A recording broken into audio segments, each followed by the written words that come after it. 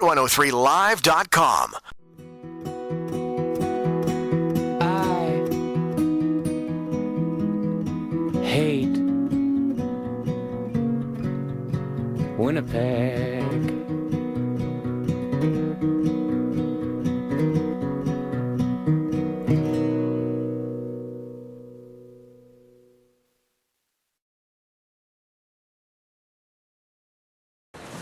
My name is Jesse Camacho, and I play Sheldon Blecher on Less Than Kind. The man himself.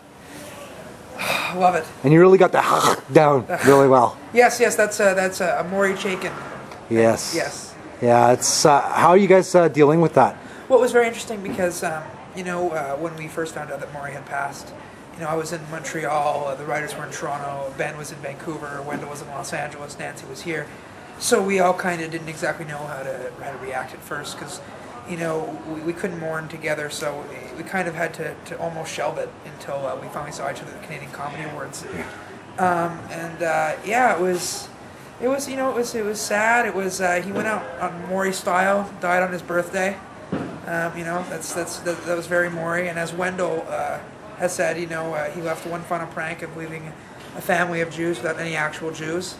That's Wendell's line. That's not mine. Yeah. When we got here, it was very somber. And then a couple days later, we won the Gemini. Yeah. So we were glad to bring that home to Winnipeg, and that really launched us and brought almost new life to the show, which was great. Well, congrats for that. Thank you very much. That's so amazing, and I don't know how almost impossible it would be to get on set and be funny with the situation. Like that's. Well, our writers are incredible, and when we read the first, because it's the first, chunk of the season especially. Well, it carries throughout the season. Is really about Sam's passing, and about how Sheldon and the rest of the family have to emerge from his shadow, basically. And we felt like that as actors as well with Maury. But the writers just step up their game, and I feel like the entire cast did as well. And I think he'd be very happy, be very proud, and he'd love what we did with the show. Right. So I mean, you can never replace a guy like Maury. He's such an anchor, but at the same time, if you each do a little bit. Yeah, if we all carry a little more weight, and absolutely you can't replace him. And to everybody's credit involved, they didn't even really try. Yeah. Because there was no replacing it. Yeah. It was what can we do to keep it going? And I think everybody really did a great job in that. Yeah. Well, you guys are all extremely talented. Thank you very much. You're too kind. Number one fan right here. I love it. Right I love here. it, man. Always. I love it. Yeah, no, great show. I can't wait for it to start up again. So now on to how Maury's passing has affected the show, and you specifically, your character. I have to think that out of all the people in that family, the person who's going to shoulder the load is going to be you. You're the most sane, and I use air quotes because you have your quirks too. But he is the most sane. There's a lot of twists and turns in season 3 because while Sheldon would appear to be the best candidate to step up, there was so much going on in his other life, especially Miriam. The girl that he kind of screwed it up with her at the end of season 2, and so while he's struggling between that balance, right, of emerging, becoming the new man of the house maybe, while being in love with a girl who kind of is starting to look elsewhere because of the fact that he screwed it up so bad. So, it's a real balance for him. It's interesting. It's been a lot of fun, actually. Well, dealing with any of these issues as someone of that age is difficult enough, but then having them all compounded together, and I don't know how anyone could cope with that.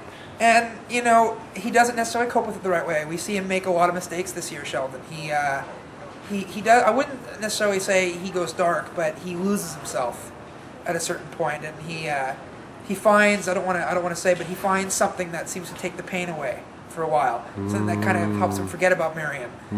Something that really actually kind of for a while makes him almost a celebrity, and he loses himself in that, and he kind of has to find his way out. And it really helped him forget about the pain of losing his father, forget about the pain of Miriam, and it was fun kind of losing him and him finding his way back.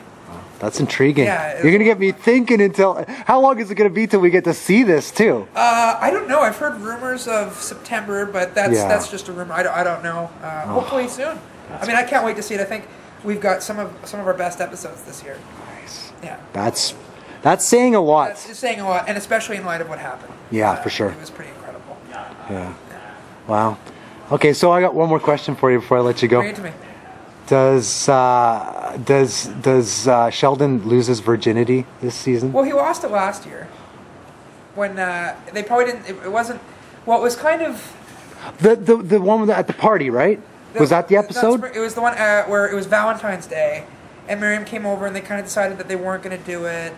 Right. And then they did, you're led to believe they did, and this year it's confirmed they did. They kind of left it ambiguous. Oh, okay. But this year it's confirmed. It's so weird because it seems that I have more luck here in Winnipeg. It seems, or because through Sheldon. Okay. And two beautiful